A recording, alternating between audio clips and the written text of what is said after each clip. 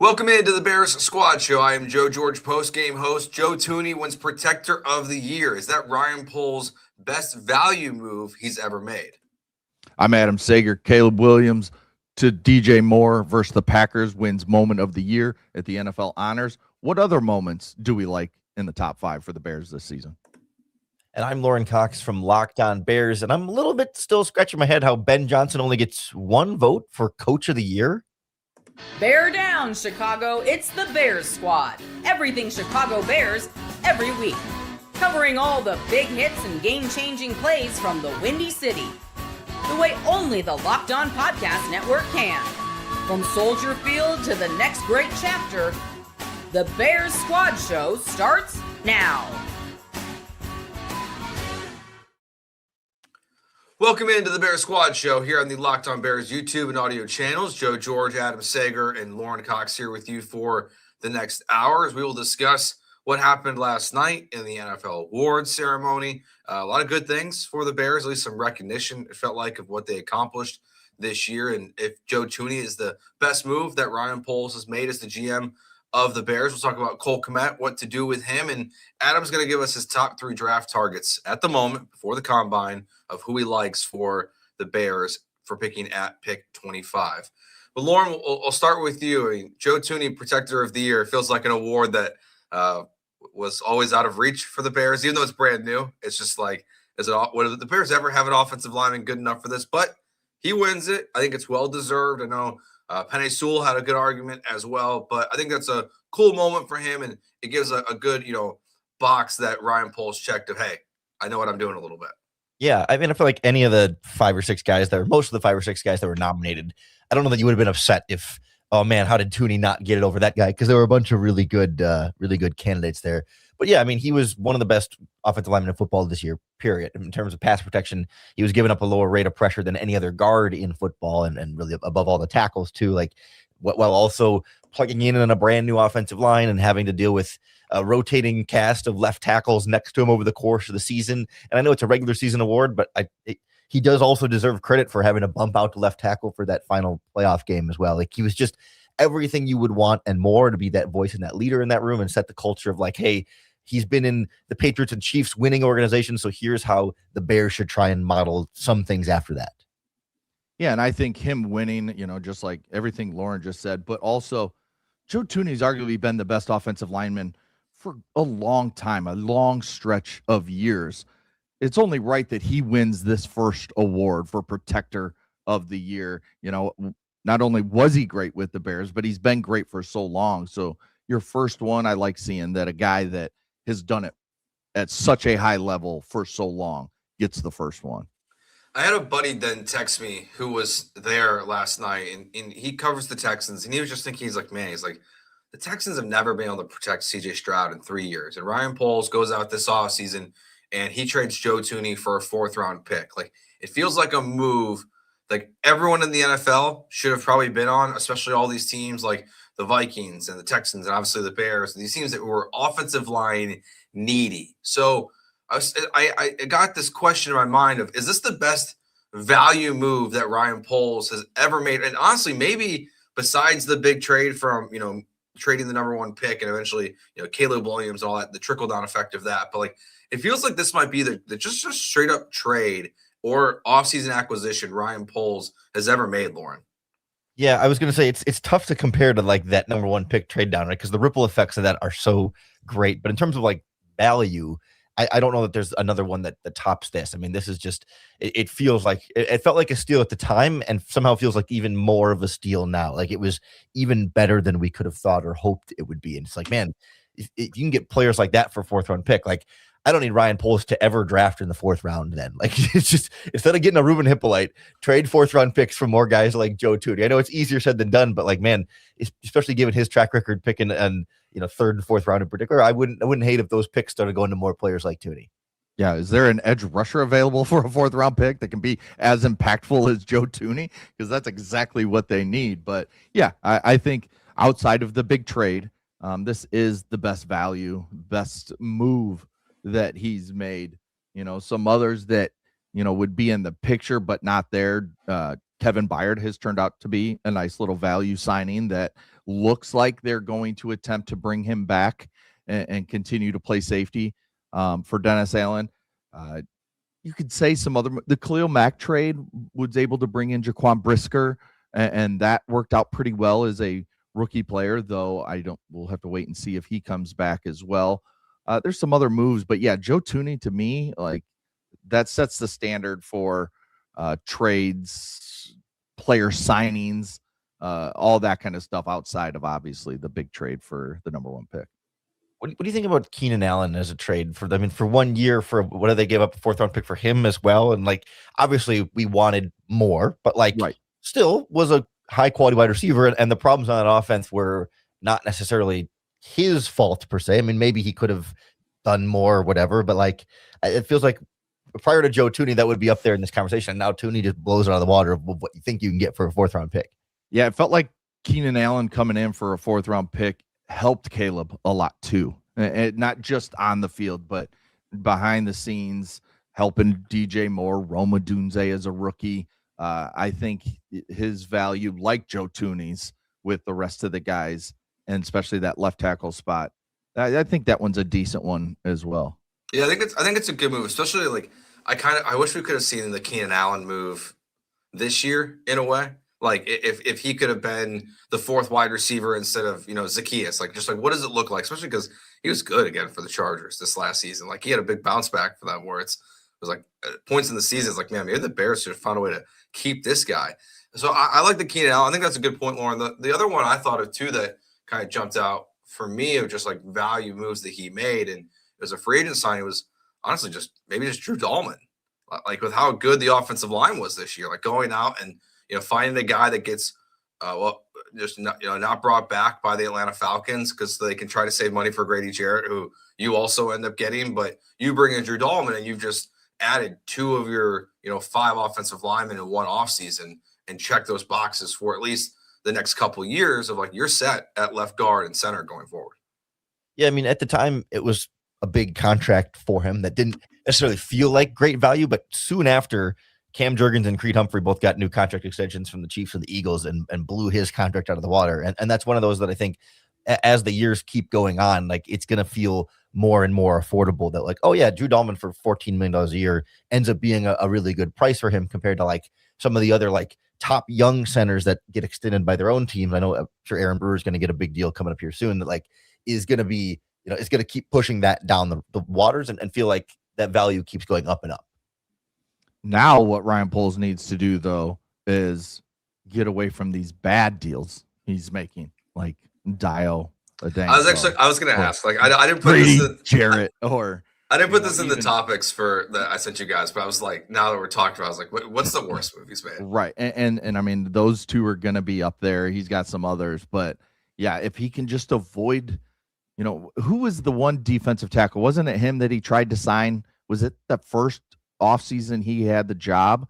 Larry Ogunjobi from the Browns. Yes, and then he failed his physical, and then obviously the contract didn't happen. And I mean, those are the moves he's just, I don't know what it is. He likes to make those splash moves like that, and it just always feels like bad value in the moment, and then they turn out to be bad value as the deal goes on. Yeah, it's interesting. Like the other one I was thinking of, because even though Caleb ended up being right this year about how many times Torrey Taylor was going to be punt, but I still kind of struggle with the whole drafting a punter where you did too. Like I like, there's a lot. Ryan Poles is a very interesting GM. Like he has a lot of wins, I think, in his career as the Bears GM. But he's got a lot of big losses too. It's a guy that I can't really quite get a grasp, Lauren, on what like the pulse of the fan base is on him still, because it still feels very mixed on like what he is and how people view him as the Bears GM going forward. Yeah, I agree. I feel like the year of success and the hiring of Ben Johnson, I think, has softened the criticism on him quite a bit. But I think there's just still a general distrust of like, okay, Ben Johnson and Caleb Williams are good enough to overcome Ryan Poles' flaws, but there's still going to be flaws in there. But it feels like it's primarily a free agency thing and 3rd and 4th round picks kind of thing, because like he's been so good on first and second round picks throughout his tenure as Bears general manager. And like he's gotten some of the good like value free agent signings of like the lower end guys. Like when Andrew Billings first came in, he was a steal in his contract. Deshaun Wright proved to be a steal on his contract. I think they got good value on Kevin Byard now on his contract. Even DeAndre Swift, all of a sudden, we weren't big fans of that move for all the money they paid him initially, but now it's like he's kind of worth that, at least at this point. They could still make him a cap casualty, but like he's found these, like I would say TJ Edwards at first as well, like the sort of like mid and lower tier free agents. He can find some decent options there. It's the big swings in free agency and then the mid round draft picks that hurt you a little bit, but overall you can definitely do worse as a general manager. I mean, just look at Minnesota as far as draft picks that end up kind of derailing your whole team right now. So he sticks around for the moment, but I don't know how safe his job is in the long term. Especially when you compare it to Minnesota, where like you got the head coach that you really like, so you're going to keep him no matter what. And then if the GM screws up too much, maybe you do make a change there eventually. But for now, Poles keeps drafting well enough to at least with the premium picks to at least keep this thing rolling. Yeah, it is weird that you point out the third and the fourth round. When you go back and you look, it's like Kieran Amajadi, Torrey Taylor. If my computer would work, there it is. Zach Pickens. Ruben Hippolyte, Zach Pickens, Roshan Johnson, Tyler Scott. Then go down to his first draft, Velus Jones. So it's just like third and fourth round has been horrible for him. But then he does have some nice later round picks when you get to Braxton Jones or Kyle Monangai, or there's probably some others that I'm forgetting right off the top of my head. But it's been crazy how it's just that third and fourth round. It's like, just keep trading those for veterans or trade them for fifth rounders or future picks and just load up, because it's been a struggle in those rounds. And even the videos we see, it feels like he just tries to get too cute. And we complain about coaches doing that in games with certain play calls and stuff. It's that same feeling when he gets in that third and fourth round and Hippolyte comes up and they're not expecting this, that kind of stuff that we've talked about before.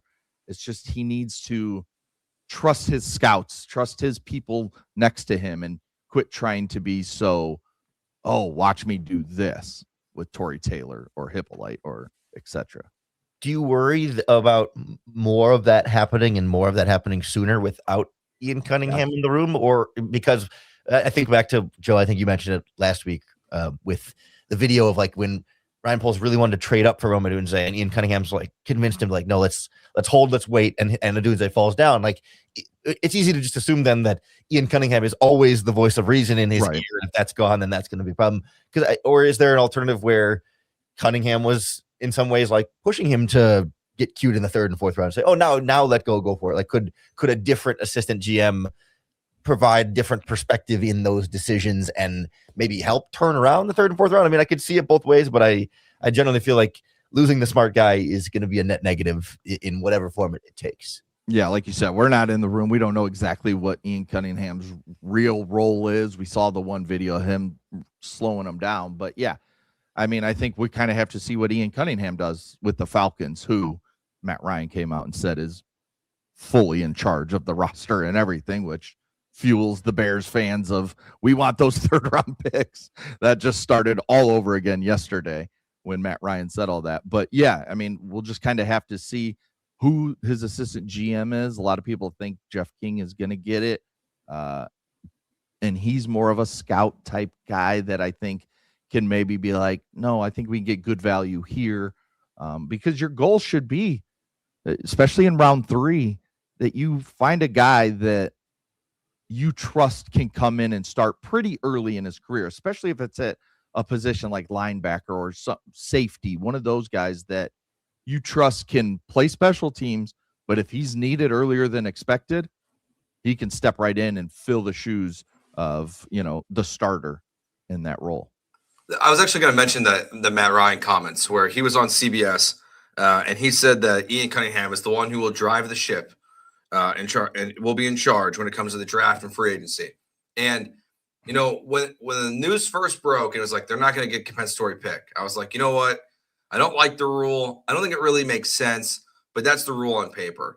Matt Ryan saying that, I will say, guys, like, it's kind of changed. I'm kind of flipped the other way now. Like, it's like for him to publicly say that of like, nope, he's in charge. Like he's going to do this. So I know technically on paper, I have the final say, but just him admitting that out loud, I was like, man, it feels like that means the Bears should get those picks now. Like it's like, he even said, I've never been in a draft room. I don't know what I'm doing. Like, yeah, I mean, you can't say that stuff. I mean, the Bears have to send that tape to the or to the NFL offices and be it like, should be enough. Look. Like it should be enough. So like I am now on the other side. We're like now like I am annoyed that the Bears are not going to get those picks. And we always kind of felt like when we talked about it, like this is really probably the case. Like Ian Cunningham is really running it, but like for Matt Ryan to verbalize it in the way he did, which is as you said, Adam, a huge rookie mistake. I totally have changed my perspective on that. The Bears deserve these picks and should get them. Lauren, do you feel the same way now? Yeah, I think so. I mean, the whole point of this program, right, is to like help front office people of color like advance into higher positions. And I know like we could get on a technicality of is it a higher position or not, but like it is literally the title is literally different, and now the responsibilities are literally different. Like it's functionally in every way, shape, and form the type of promotion that they're trying to promote and suggest and build more of by the incentives of this program. And so if it is functioned the way it's supposed to, then the incentives should be delivered in order to follow through on that, and it's not. Yeah, it's unfortunate. It does not make sense at this point, but who knows? Maybe it'll change and they'll surprise us at some point. It would be, I mean, if they literally worded it as he was just the team president, the Bears would have got the picks. He's the president of football ops. So that's where it's like that one little term, football ops, is what changes everything. And it's just, when he came out and said that, and I immediately saw all Bears fans going nuts. It's like, I mean, you get it. You understand. I mean, a third round pick is a big deal in the NFL. I mean, it's not like the Bulls getting 9 second-round picks. Those picks don't really matter. A third-round pick, and especially 2, one this year, one next year, that's a big deal in NFL terms when you're talking about the NFL draft. Do you think in any way this is Matt Ryan trolling his buddy, like knowing that he's screwing Ryan Poles and saying, "Hey, I'm just a big idiot, but you're not getting draft picks." Like, I just wonder if some of this is like intentional. If he knows Ryan Poles is pissed that he's not getting these draft picks and says, let me run it in that I stole your guy and you don't even get anything for it. He's like, clip that and send it to me so I can pass it along. Honestly, now I hope it is. Like now I hope that's what Matt Ryan's doing, because it would make me feel a little bit better about the situation that the Bears are not getting these compensatory picks. So we'll wait and see. Like maybe they'll surprise us, and the NFL will hit edit undo on this for the Bears. But we'll wait and see. All right. The other thing that happened at the NFL awards ceremony was Ben Johnson got one Coach of the Year vote, and Caleb Williams and DJ Moore, the game-winning touchdown against the Packers, wins Moment of the Year. So what's your favorite moment of the year for the Bears, if it's not that one, or just what's number 2 then on your list? We'll get to all of that next year on the Bears Squad Show.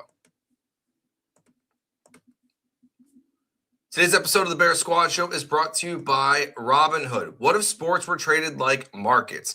Now you can put your sports IQ to work in real time with Robinhood prediction markets. It's not you against the house. It's you participating in a live market. You can buy or sell your positions live all game long. Use your sports knowledge in the moments that matter. Robinhood prediction markets changes the game. It's people moving the action, so when momentum shifts, you can move with it. I always knew the game, but never had that dynamic way to apply the knowledge, and now I can actually take part live in a market powered by people.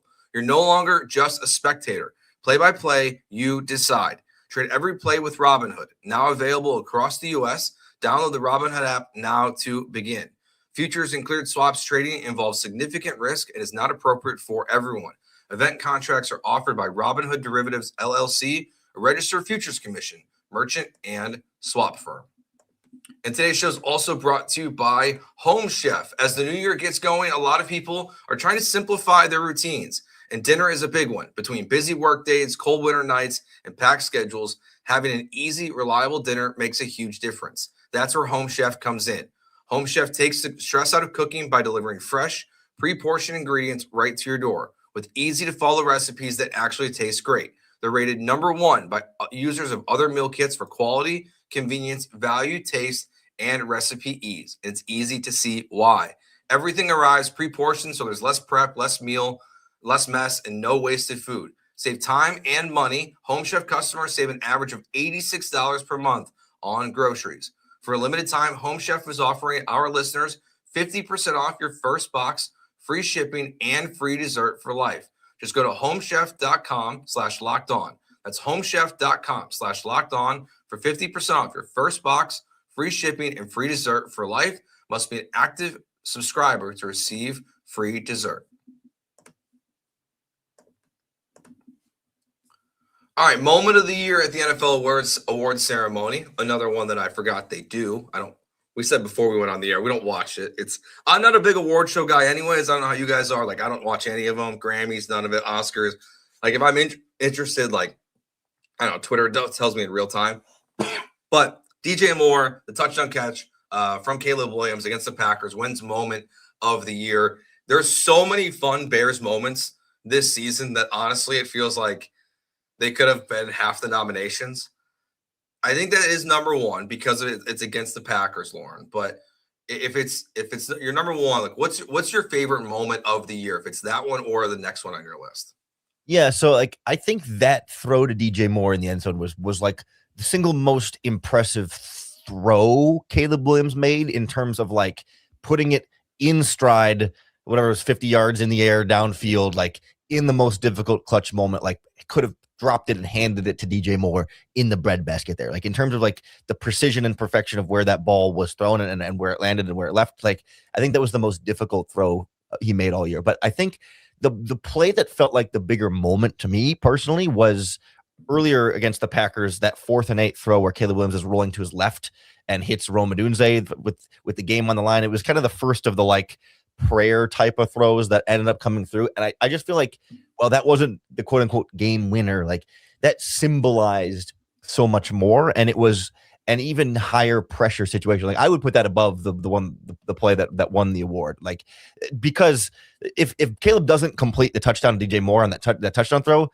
they've got another play and they can go down and score a different way. Like that play wasn't a do or die play per se. Like they could have scored on a subsequent play, but like that 4th and 8 to Rome Odunze was obviously a must convert. And it felt like such a symbolic turning point of the season where the Bears go from a frisky team that can beat some of these teams late to like, oh no, you can't, you got to kill them. Like you can't just assume they're going to die at the end. Like they can be a real contender here. And that 4th and 8 conversion in particular, Rome Odunze, put a level of fear in Packers fans' brains that isn't going to go away for quite some time. That even when you have the lead and even when it's in the 4th quarter, like even when he's under pressure, even when he's flooded to his left, even when he's throwing it into a big group, like he's going to find a way to make a play. And I just think, well, it didn't score points and win the game. It just symbolized more, and I think meant more as a moment than a really, really impressive touchdown that, you know, you could have scored the touchdown in 1,000 different ways. Yeah, 100% everything you just said. I had that play written down, underlined like 3 times as the moment of the year for the Bears. Like you said, I get why the NFL picked that moment, you know, beating your biggest rivals, you know, in Chicago, coming back and winning. It was, I see why they picked that. I mean, just some other moments you could talk about.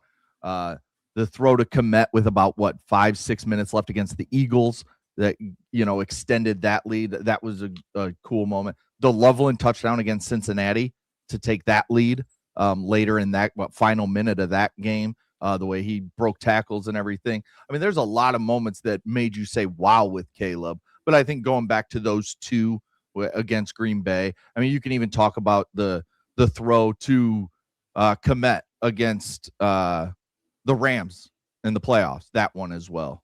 I think that's number one if they win the game, right? Well, I was going to ask you about this because I assume, like the other awards, this is a regular season award. So Yeah, probably. It's not technically in the consideration. But yeah, I wanted to get your guys' take on both of that. Like the Kmet throw in the end zone where he's rolling backwards and throws it up versus the Odunze 4th and 8. Like, which is I mean, if we take away a little bit of like the fact that, you know, one is in the playoffs and one is in the regular season, I guess, but like, I guess individually, which of those 2 plays felt like the more impressive, the more surprising, the bigger, more meaningful play in those moments? Because they're both do or die, gotta have it. One One is flushing, one is straight backwards and in the end zone with a one-on-one. One is flushing to his left with a big group of receivers and defenders in there. And one was like a Dunze pulling back. One was Kmet fighting for the ball. I don't know. How do you sort of parse out those two? Because I was pretty torn on that one. Yeah, I think the one to Rome, it looks so much better after the fact because like you see his feet leave the ground. But I don't know, like, not to bring up a really bad moment in Bears history, but like the two times I can like really remember myself like getting off the couch and like putting my hands on top of my head were the double doink and then the throw to Cole Kmet against the Rams. Where like that throw was just so jaw dropping to see like it actually connect. And it's like, oh, I think when we talked about the moment, Lauren and Adam was like, oh, there's 4 or 5 guys back there. Like you're assuming it's just a Hail Mary, like there's a bunch of people, but instead it's just it's one-on-one matchup. It's like the perfect throw. I think the Kmet one, honestly, like is my favorite play of the season. It's just it's so jarring, that whole play. It's just like the season's over if he doesn't make this. And I guess so is the Rome one, but like the Kmet one just to me is like, if they would have won that game, I feel like it could have been a play that would go down as one of the best plays in playoff history, and still honestly might be. Yeah, I mean, I think I'm with in terms of the play, I think I lean more towards the Kmet one.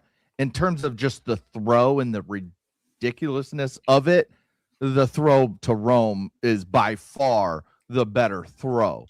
But I think moment playoffs, have to have it. But the other thing, like we've just seen Caleb do it so much, especially just this season, these crazy throws that he has time after time after time. I mean, let's not forget about the one to DJ Moore in the back of the end zone. Was that Browns? I think Browns or Steelers? I don't remember. He's rolling to his right. When he's rolling to his right, and somehow it goes through a defender. Basically, like I think it went through his chest, and just DJ Moore catches it. Like that's another one that I think about. But yeah, when you're just, I think the play is bigger against the Rams, just playoffs and everything. But the throw and the craziness of the one against the Packers, I think makes it, that's my favorite play of the year. And then you could talk about the DJ Moore ball. You could talk about the Kmet ball. There's so many. You could talk about throws he's made to Loveland that you're just like, whoa. The DJ Moore back of the end zone one. I mean, it's just, you can go on, and that's the best thing I think to come out of this season of having a quarterback that can do it. I mean, we had Jay that could make all the throws because of his arm talent was just crazy. Now it's a guy that has that same arm talent, but has the feet of, somebody we've never seen play here. I mean, even Justin Fields was great at escaping, but he was running. Like he wasn't stopping and throwing, maybe every once in a while, but his was more about his legs. Caleb's about his arm and just the craziness that he has attached to that right shoulder. The other moment that I had on my list that I wanted to make sure we gave a shout out to, because this where it felt like maybe things were going to be different for the Bears this year after last season of being a total mess of bad luck. Let's go back to week 4, the Josh Blackwell blocked field goal against the Raiders. Like, it's just like, of all the non-Caleb Williams moments, that to me is the one where it's like, hey, it's like you're that's a 2-game win streak you're on now. You're back to 500. Like, you're then going to play the Commanders next week where you're going to have a game-winning field goal and win 2 games back-to-back at 25-24. But that's the other one that was like a non-Caleb moment where I was like, I want to throw this in there. It's just like, felt like maybe the luck was changing a little bit for the Bears in 2025. Yeah, I almost wonder, like, could you throw the onside kick against Green Bay in there? Like, it's not really impressive because kind of the Packers screw up, but like in terms of moments that mattered and were so critical of everything the Bears ended up doing this season, that one would be up there as well. And I don't know if like Deshaun Wright's pick 6 against the Vikings in week 1 jumped out at me too as they found something here, right? Like, oh, he jumped out on, he's gone, and like, oh, all of a sudden maybe the Bears are uncovering something, but they pale in magnitude to some of the big Caleb Williams plays. Yeah, I mean, one throw out real quick, just in terms of just the play likability. Remember the flea flicker to Burden early in the season where Caleb had to reach up because Swift threw it high.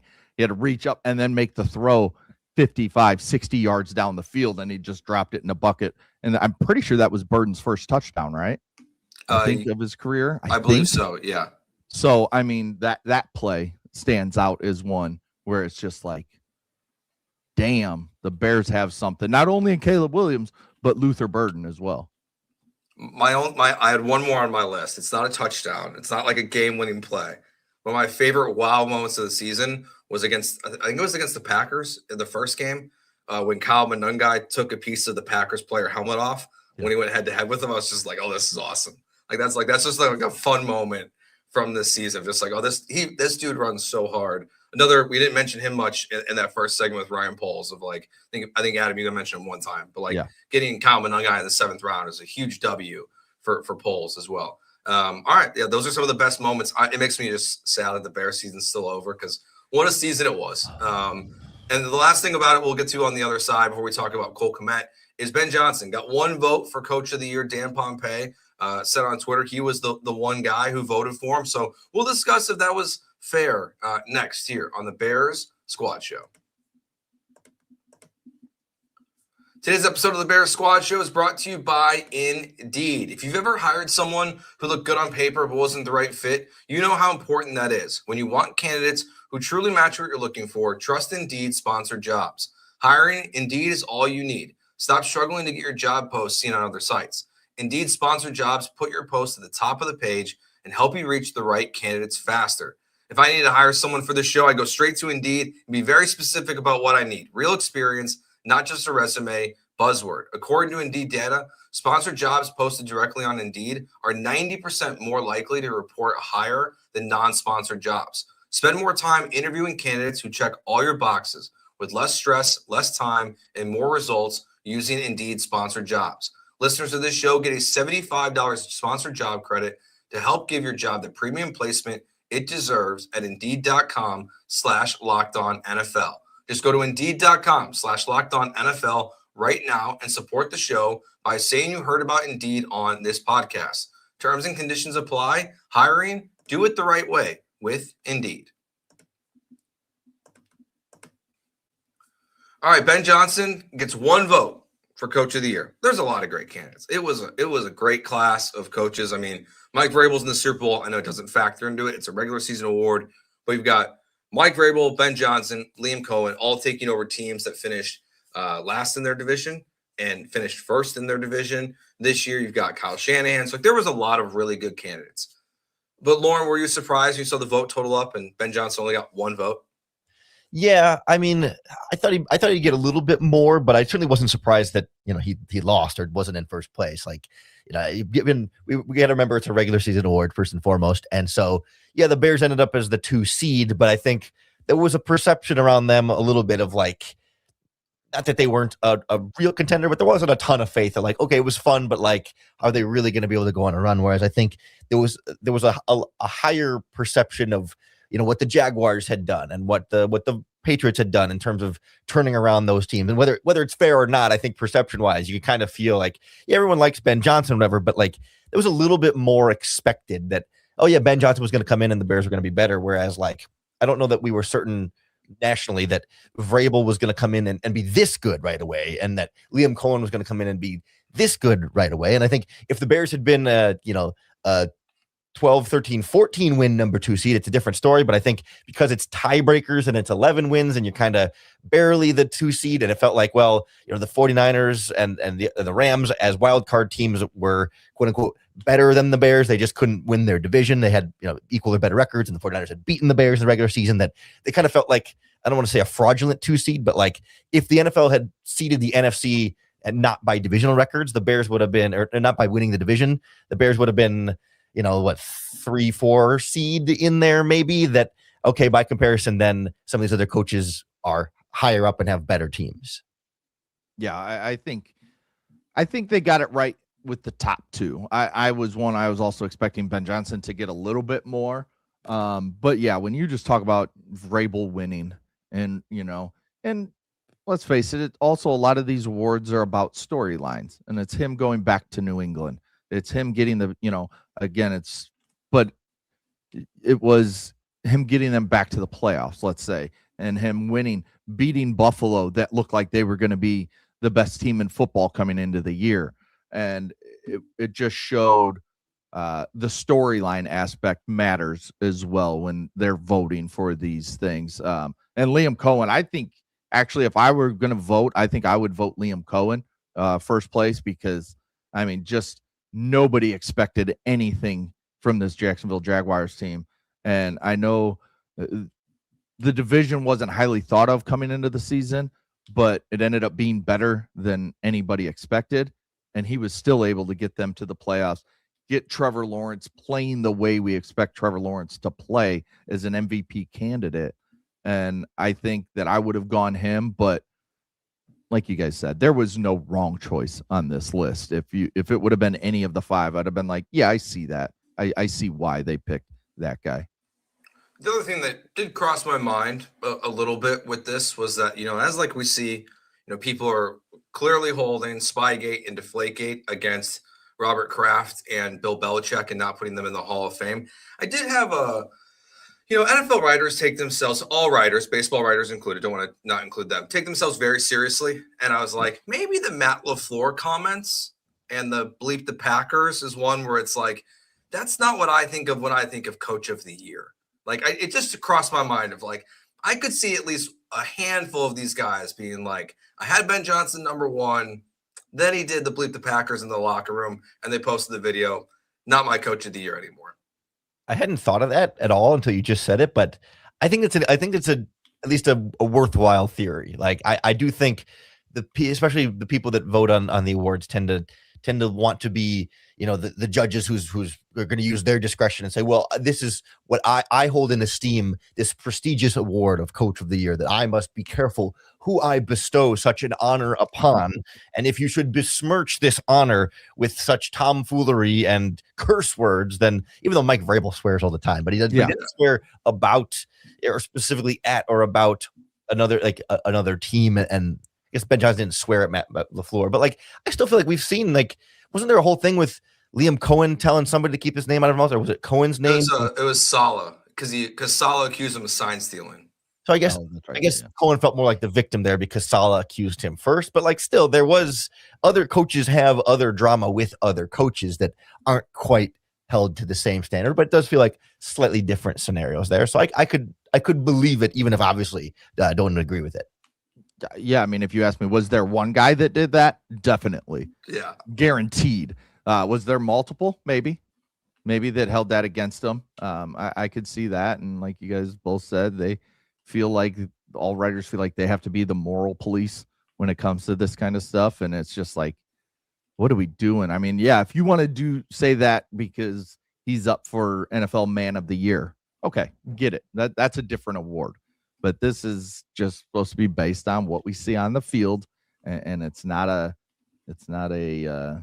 pageant or whatever you want to say, where how you act is off the field is how you're judged when it comes to coach of the year. Yeah, and I think we talked about this before. Like, it'll be an uphill battle for Ben Johnson to win it again. Like, the Bears will have to be a 1 seed at some point. Like, your best opportunity to win coach of the year is in that first year. That's why when you look at all the coaches that have won it that have been fired, it's because they typically win it early on. Matt Nagy won it right in 18 because of what the Bears did that year. So like, it's very much an early, season or early career kind of trajectory for you. Like, I think John Harbaugh is going to be like the betting favorite next year with the Giants to be the coach of the year, to get the Giants back into the playoffs. So it'll be interesting.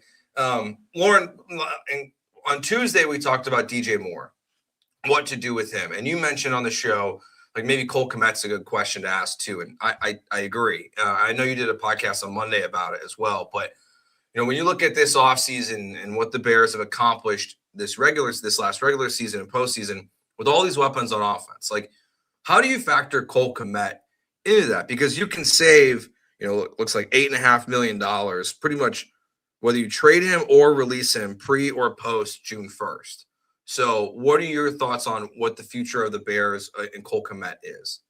Yeah, I mean, I'll say on the front end, there's no world where releasing Cole Kmet is a good idea. I mean, I just want to say never, but like, you're so much better off having Cole Kmet than you are having $8 million in cap space. Like, it'd be a little different if you were going to save $15 or $20 million. Like, if the number was humongous, maybe we could have that conversation, but like he's worth whatever $8 million you would save just in salary cap space for releasing him. So then it becomes a lot more like the DJ Moore conversation in the sense of, yeah, I'm totally up for trading him if you feel like your team and your roster is getting better as a result of what you're getting in return for trading him. Like getting a draft pick, a third round pick or whatever, that might even be high, but like isn't enough to say, oh yeah, the Bears got better in that move. Like you're still better off with Cole Kmet on your roster, but I do think he's the more expendable of the two, just in terms of like, not a lot of teams have a $12 million number 2 tight end. And I know he plays a lot more than other teams' number 2 tight ends, but like the number 2 tight end in the Bears offense still plays less than say the number 3 wide receiver in terms of playing time over the course of a season. So like he is what, if you're trying to rank like Bears options in the passing game in some order, guys that are before Cole Kmet, DJ Moore, Rome Odunze, Luther Burden, Colston Loveland at a minimum, maybe DeAndre Swift is 5 or maybe Cole Kmet's 5, but he's still at best your 5th best option on offense. And $12 million is a lot to pay for that. So I can understand if you get good trade value, you can move along, but I'm not in a hurry to just get rid of him just to save a few bucks here or there that sure could help you get something better, but $8 million ain't enough to move the needle and say, yeah, we'll subtract this good player from my offense. Yeah, I completely agree with the amount that Ben Johnson goes 3 tight ends, let alone just 2.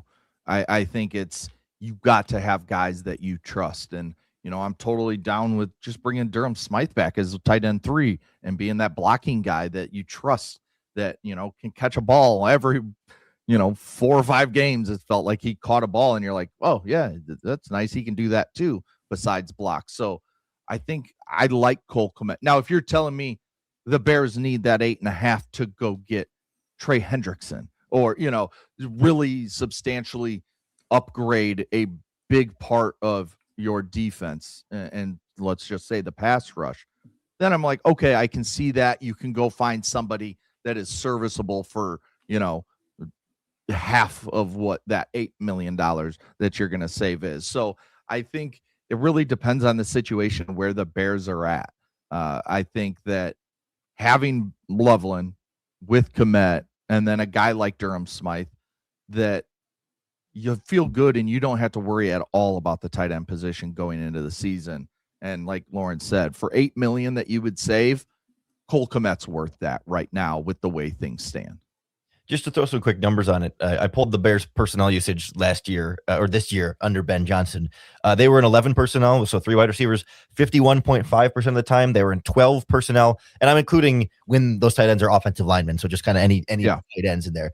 12 personnel, 33% of the time, 13 personnel, 11.5% of the time. So like 2 or 3 tight ends ends up being about 45% of the time, and then 11 personnel ends up being about 51%. So like it's still more time with 3 wide receivers on the field, but like that time with 2 and 3 tight ends is as much as any offense in football. Also, like it's simultaneously a big number and also not quite as big as the 3 wide receivers, but still it's an important role for sure. It's just like 5% smaller than the number 3 wide receiver, but so much bigger than other teams that you can a lot easier justify Kmet staying on the Bears at this price, knowing that at a minimum he's going to be out there for 45% of the snaps, and really he's going to be in some of those 11 personnel plays too, so he becomes that much bigger of a role. And one thing real quick too is the depth, just the depth that he gives you. If Loveland were to go down like Sam Laporta did, they didn't have that next guy. They just kind of had blockers behind him. So they lost a big part of their offense when Laporta went down. Having Kmet be a viable receiving threat to go along with his blocking is a very nice complementary piece to have for just $8 million. While Loveland can, he could become the number 1 target in this offense. Cole Kmet, if Loveland goes down, he can easily slide into that 3rd or 4th guy, and you feel comfortable with it if you're Ben Johnson. Yeah, I hope for more of Cole Kmet. For me, I'd rather see like a restructure, if anything. Just like I'd like to keep him here, because when you look at even like the free agent options, nothing like really jumps off the page in terms of like the market you'd want to be in. Like I guess you could go down the David Njoku route. Like that'd probably be like my top option of like someone that's going to be cheap, is still going to be 30, I think, this season. So like, could he be your number 2 tight end as the the Browns move on and make Harold Fannin their main guy going forward? Like, okay, like that's fine, but like I just think you're so much better off with Kmet here. And, and it's very clear he loves being a member of the Chicago Bears. That's why, Lauren, I feel like a restructure could be more in play than a trade and obviously not a release, like you said.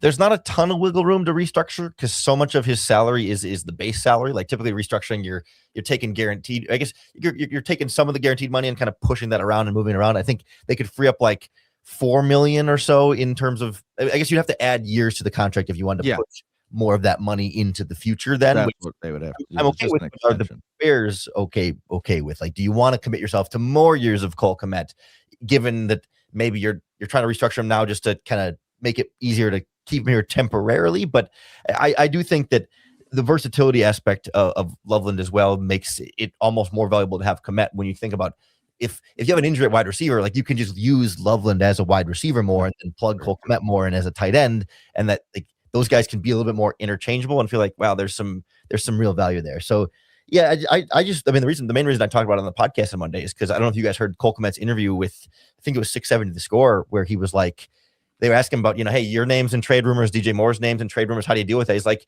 yeah, that's reality. I get it. We get older and we're more expensive and then we're not part of the plan anymore. So whatever happens, I accept it. Like it was just very much like almost like he's anticipating getting traded or just knows that from the moment they drafted Colston Loveland, his clock is ticking. And whether it's this offseason or next, he knows this could be coming. And the way he was honest about acknowledging it felt very like real, and maybe wonder if he knows more than we do, but I'm not ready to jump the ship there just yet.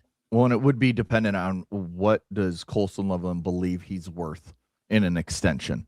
Is he still thinking like I'm at least a $10 million player? Am I a $9 million? Yeah, Cole Kmet. Yeah, you said just want to make sure. Oh, I did. Okay, my bad. Yeah, Cole Kmet. Does he think he's a $10 million, $9 million player? Does he say like, okay, I see I'm the number 2. I'm the 5th, 6th option.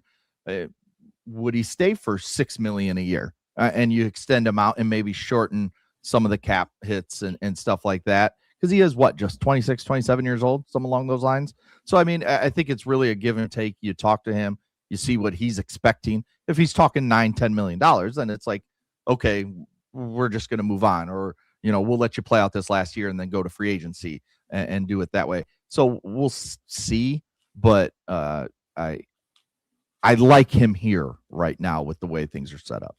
Really good point you snuck in there. Cole Kmet is 26 years old. Like we talk about him like he's this old guy and that Loveland is here to unseat. Like he is barely entering the prime of his career. Like in some ways you could say Cole Kmet hasn't reached his peak yet. Like he could still be an even better tight end next year than he's been up to this point in his career. Especially in this offense. Yes. He's a valuable young player here. So like to discard a productive 26-year-old who turns 27 in March. So like, he'll be 27 next season, but like it's a guy who's been a 700-yard tight end in the NFL. He has real value here. That's not a first-round pick via trade, but like a team would give you capital, either player or draft capital for Cole Kmet. And you should take that as a sign of like, let's not just get rid of him unless we really get something we like. Yes. Yeah, and I would imagine like while he's a great teammate, like I would imagine to what you guys are saying too, like he's also going to want his opportunity to be tight end 1 again. And I do think if he hit the open market, like as a free agent, like there would be real intrigue. And obviously he can't right now. So yeah, I think last thing on this, like, do you think the calls, like maybe the draft pick compensation will be a little different, but like for like just to compare to like positional value, like, what do you feel like it'd be more lucrative for DJ the calls you're getting, or for Cole the calls you would be getting? I think that's tough, but I lean Cole because the contract is easier to manipulate. Like in the NFL, so often you're trading contracts, not players, right? Like that. DJ Moore is the for sure more impactful player, I think, on your team in terms of he's going to give you more catches, receiving yards, touchdowns on whatever team acquires him. But like, he's got a $28 million cap hit this season. I know when you trade for him, like that goes down, but you're absorbing a lot more guaranteed money on DJ Moore's deal. Whereas like you could trade for Kmet, give him an extension and massage those numbers out to look really good for your team. Like he's a much more team friendly contract, even though, yeah, he's a little bit expensive, but if he's your number 1 tight end, he's like, his contract ranks like 15th among tight ends in the NFL. Like he's not like this top 5 paid tight end, but DJ Moore is up there among wide receivers. Yeah, for sure. All right, let's take our last break here. When we get back, Adam's going to give us his top 3 draft targets before we get to the combine of what he would like to see the Bears do at 25. We'll get to that next year on the Bears Squad Show. Today's episode of the Bears Squad Show is brought to you by ZocDoc. Finding a doctor who you actually like and feel like discovering a diamond in the rough. Sure, you want someone who's in network, nearby, and has availability, but you also want a doctor who listens, makes you feel comfortable, and explains things clearly. That kind of doctor exists, and finding them is easy with ZocDoc. ZocDoc is a free app and website that helps you find and book high-quality in-network doctors so you can find someone you love without all the hassle. We're talking about booking in-network appointments with more than 150,000 providers across all 50 states, covering over 200 specialties from primary care and dentistry to dermatology and eye care. I used this the other day. I had to get some glasses a couple weeks ago. My son he stepped on my old glasses, so he broke them, so I had to find someone. I hadn't got new glasses in like 5 years, so I went and used ZocDoc and was able to find someone to help me get in there. Stop putting off those doctor's appointments and go to ZocDoc.com/LockedOnNFL to find and instantly book a doctor you love today. That's ZocDoc.com/LockedOnNFL. ZocDoc.com/LockedOnNFL. Thanks to ZocDoc for sponsoring this message. All right, Adam, we're right around the corner, it feels like, from the draft. Not really, but we're right around the corner from the combine. The combine's going to be here soon. It's staying in Indianapolis for the next couple of years. They announced, if you missed that, a couple weeks ago, Pat McAfee announced that on his show. But we know the Senior Bowl's over. The mock drafts are flowing. So, Adam, when you look at this, you're like, okay, these are the 3 guys that right now I want to see the Chicago Bears draft at 25. Okay, if I start with 1, I think the guy that is going to be fascinating to watch through the draft process because limited on the field tape because of injuries. So you're going to have to see what the combine says about his injuries. But Caleb Banks, the defensive tackle from Florida, 6'6", 3. I think he said he played around 330. Reports of almost 36-inch arms. Can rush the passer and stuff the run. I think he's a guy that if he tests well, which he should, his tools are incredible, I think he could end up not being available at 25. I think he's that good. But with the injuries and the lack of tape in college, I think that will hurt him. So he is a realistic possibility for the Bears sitting at 25. Just everything he can do that the Bears need, or is exactly what the Bears need, because he can get after the quarterback. He can sit and stuff the run from the one technique and help guys like Jervon Dexter or Grady Jarrett next to him, or, if it's Austin Booker on the outside of him or Montez Sweat. He can do a little bit of everything, I think, at a very high level. It's just based on the injuries and the lack of tape to see where he ends up in this draft. Yeah, I think Caleb Banks is an interesting one. Like I think he's starting to become the most common name I'm seeing in mock drafts, it feels like, for the Bears at 25. But like just the idea of, Lauren adding someone of like that size to the interior feels like a win for this team. Yeah, I mean, it's definitely a position you'd like to see addressed on draft day. I do wonder, like, how the injury affects his draft status. I mean, I know he got back and played the final couple games, so it's not like it's something it's not like he's hurt still necessarily. Although you do wonder, I think it was a broken foot in there, that like if he got healthy or if it was healthy enough to play, and then if there's any lingering, evaluation of medicals there. I mean, anytime there's a guy who's injured in his final college season, it raises just a little bit of a red flag in there of like first round pick. How you have to be fully confident, obviously, in your medical staff, but that didn't stop the Bears from drafting Colson Loveland as an injured player in last year's draft. So I don't think it's a huge obstacle there. I think it's a question of like positional value in terms of like, can I find a good defensive tackle in the second or third round that isn't as good as Caleb Downs, but like gives you something close enough, or Caleb Banks, excuse me. And is there a more quote unquote premium position you could get at 25 that, you can't find as good of a edge rusher type player later in the draft? I mean, I know this draft isn't quite the same structure there, but I'm defensive tackle is a tricky one where it's like that tends to fit in the category of lower value, like safety and running back. And then defensive tackles, on the fringe of that conversation as can you get them later? Maybe not as good as Caleb, but that's the one thing between the injuries and that, I'm like, I wouldn't hate it, but it depends on who's available on the board. Yeah, no, I definitely agree with you on the positional value, and that's why, I think he has such big talent that's why you consider him. If you're going to draft him, first of all, the medicals are going to come back good from the combine. You'll get him in your building, hopefully, for a top 30 visit, and you can check him out yourself. So I think if he were to be drafted, you'd feel very comfortable about his medicals, and then you're looking at his 2024 tape and just seeing a game wrecker when he's healthy and out there.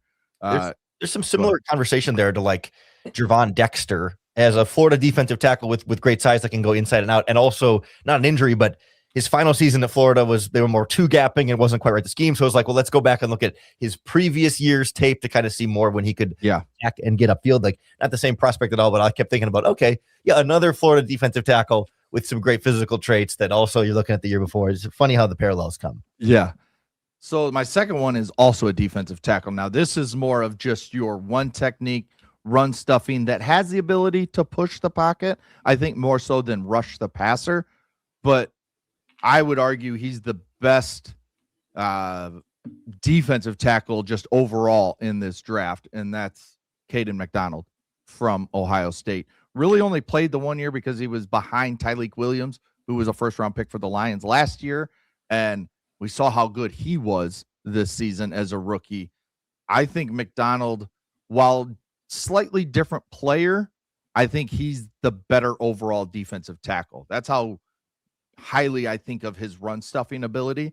And the Bears got gashed, at points in this season in the run game because Andrew Billings has started to fall off. And so I look at McDonald and his ability to just be I think you can have him on the field for 3 downs, but he's a first and second down, guarantee on the field. And he's going to help the defensive line overall because he's going to eat up blockers. You're going to have to double team him in the run game, which allows Sweat and some of these other guys that are decent in the run game more opportunities to make impact plays. Yeah, I think the same positional versatility or the positional value conversation comes up, but I think back to like how the kind of impact that Tavondre Sweat had for the Tennessee Titans. I know he was an early second round pick, but still this kind of general range that like if you can find the truly special dominating nose tackles, in this sort of late first round range. I mean, even Tyleik Williams last year, I think, went 28th to Detroit. So like, if it's like that kind of player who's like, yeah, maybe not as great value, but like he's the best at it in this draft class, like that's the kind of like tiebreaker that can put him over the top over someone else that might have a slightly better positional value, but might not be as dominant at what they do than a player like this. Yeah, I'm okay if you're drafting someone there that's not going to impact the pass rush as much, because I agree, like it's that need there up the middle, I think is a huge priority. And I think we're also just kind of hoping the Bears are more on the outside, or it's more through free agency or trade is where they're addressing that. So this is also one of those where I think with these 2 first names here, Adam, is like, that's okay. Maybe they got a Hendrickson or a Crosby or something like that. And then you're adding to the interior on top of that to help it. What's your last one for us? Last one, I go, if you've listened to our squad shows, you've heard me complain about the pass rush over and over and over, and guys that can just get after the passer. Like, we were hoping Austin Booker would bring a little more to that. Now, how hurt was he when he came back? We'll see as we move forward. But the guy I'm looking at, and we'd have to see because he doesn't really fit Dennis Allen's mold of a defensive end. There's a couple other guys, or especially one other guy that is now getting some first round talk that could fit it better, and I could see the Bears taking, but I'm going with TJ Parker out of Clemson. Didn't have a great year this past year, still just 21 years old. His 2024 tape was awesome. He is a true pass rushing edge. So I think that you add him, I think he can immediately become the starter opposite Montez Sweat. I know you have Dio Adangbo and Austin Booker, but it gives you good depth. But I think he's good enough to start right away and give you some pass rushing chops that if you don't go make a move in free agency for another edge rusher, I think this guy can come in and really, really help the pass rush. I always get nervous about pass rushers who have that dip in production. Like they're going up and then for some reason the senior year they come down without like a clear and obvious injury reason that totally slowed it down. And sometimes there's scheme stuff, but also like when you're picking at the end of the first round, all of these pass rushers are going to have some kind of flaw. And the fact that you've seen him produce at such a high level before and feel like, oh, you bring him here, we can unlock that and put him on our defensive line with these guys. Like give me the pass rush specialist who, you've seen have a variety of tools to get after the quarterback and make impact that way. Adam, is the other name that you think might be more of a Dennis Allen fit? Is it Akeem Mesidor from Miami? Yes. And the scary thing with him is he's 25. And I mean, when you're talking 25 versus 21 and if you're close in terms of your evaluation, you always take the 21-year-old. I mean, a 25-year-old pass rusher, that's scary, especially when, that's a grown man going against, it could be 19-year-old offensive tackle or a 20-year-old offensive tackle. That's where it's scary. Another guy that if you're just looking pure pass rush, Cassius Howell out of Texas A&M. Now he's just like what I've always thought of as Austin Booker, but much better at just getting after the passer. But again, he doesn't fit that prototypical size of what Dennis Allen likes. So yeah, Akeem Mesidor is that guy, but that 25-year-old age scares me.